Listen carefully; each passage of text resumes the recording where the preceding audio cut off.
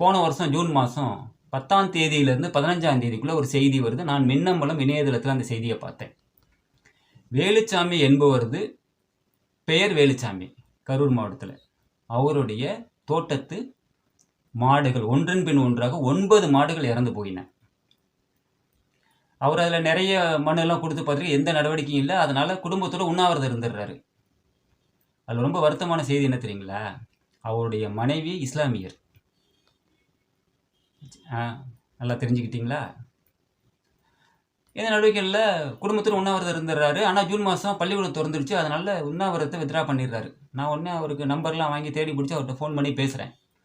என்ன சார் இது மாதிரி கேள்விப்பட்டேன், என்ன நடக்குது அப்படின்னு ஒன்று அவர் சொல்கிறாரு. சார், இங்கே பக்கத்தில் ஒரு தொழில் அதிபரோட அட்ராசிட்டி, அடாவடி ரொம்ப அதிகம். அவர்னால தான் என்னுடைய மாடுகள் இறந்து போயிடுச்சு, அந்த சாயப்பட்டறை கழிவுகள்னு சொன்னார். என்னங்க இது, இந்த காலத்தில் எப்படி இருக்குதுங்க? ஒன்றா புகார் மேலே புகார் கொடுத்து அடித்து காலி பண்ண வேண்டியது தானே. ஒன்றும் பண்ண முடியாது சார். நாங்கள் புகார் எடுத்துக்கிட்டு போனால் இங்கே பாருங்க, இந்த சேரு, இந்த ஃபேனு எல்லாம் அவர் வாங்கி கொடுத்தது அப்படின்னு நம்மளை ஏளனமாக பார்க்குறாங்க. ஒரு இதுவே எந்த விதமான முன்னேற்றமும் இல்லை அப்படின்னு சொன்னார். அவர் இன்னொரு வார்த்தையே சொன்னார். என்னங்க அப்படின்னாரு.